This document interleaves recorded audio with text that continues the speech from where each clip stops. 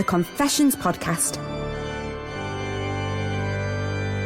Dear Father Simon and the Galactic Justice Collective. I have that for the T-shirt. My confession dates back to the Black Country in the early 70s when I was 11 years old. I'd heard through the local grapevine that Tom Baker was opening a new branch of a big newsagent's in Dudley, and I was and still am a huge fan of Doctor Who. Clearly, this was an opportunity of a lifetime to meet my hero and a chance I was not going to pass up. However, this particular opening was on a Thursday lunchtime during term time, so with meticulous planning and infinite imagination that goes hand in hand with being 11, I decided to advise my teachers that I was going home for lunch. My mum, as usual, had given me a week's dinner money on the Monday, so I planned to use the cash as bus fare to get me to town and then to buy Tom's book. Stuart actually went without lunch or dinner, because it's dinner money, for Monday, Tuesday and Wednesday, so he could save up for this. I got hold of a copy of the bus timetable and the times were perfect.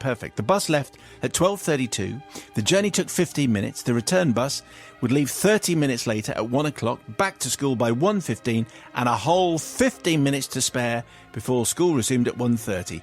By my calculation, this would give me 15 minutes to buy the latest Doctor Who novel from the newsagents, get Tom's autograph and get back on the bus. Simple, ingenious and above all foolproof. Yeah, what could possibly go wrong here? The big day arrived and at 12:30 the school bell rang for lunch. I grabbed my coat and ran as fast as I could to the bus stop, arriving breathless just in time to see the bus pull away. This was not part of the plan.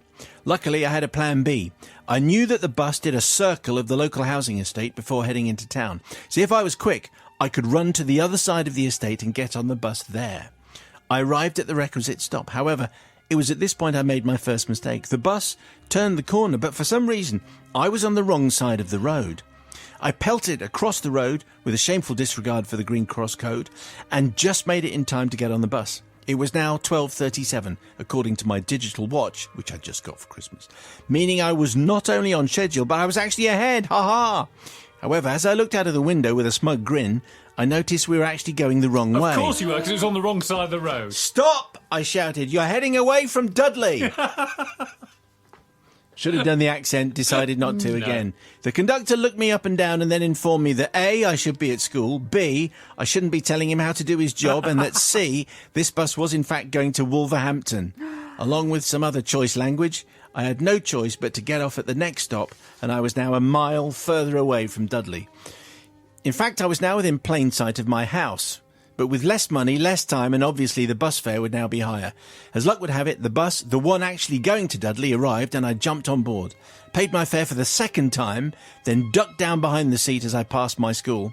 But it looked like I was going to get there. I arrived in Dudley, ran the 100 yards to the newsagents, noticed that there was no queue and no crowd, simply a desk with a very familiar man sitting behind it. I grabbed a copy of Doctor Who and the Loch Ness Monster and went to the till to pay, but looking at the cover price of the book, realised I now didn't have enough money for both the book and my bus fare back to school. What to do? Eventually, I tearfully put the book back on the shelf and bought a notepad, leaving me my bus fare and a few pennies left over.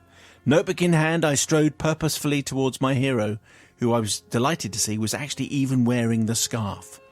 "Hello," he said. I hadn't really thought this through, because at this point nerves took over and I suddenly lost the power of rational thinking and indeed speech. "Hello, Mr. Baker," I mumbled. "And what's your name?" he asked in his deep, friendly, fruity voice. Yes, he did, yeah. "What's your name?" For what seemed... It was just a deep, friendly voice. It wasn't really a Tom Baker impression.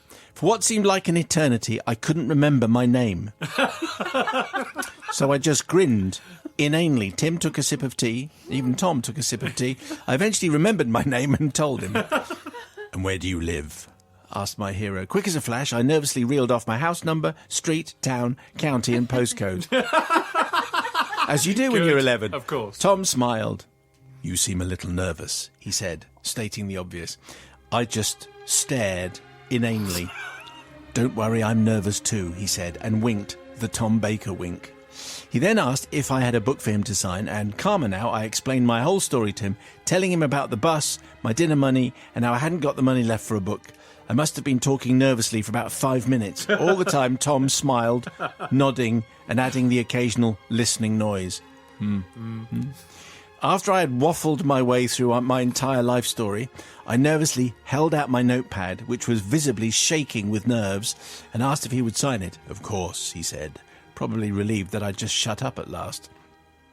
He took the book from my still shaking hand and opened it to the first page, and he wrote, "To Stuart, your friend, Tom Baker."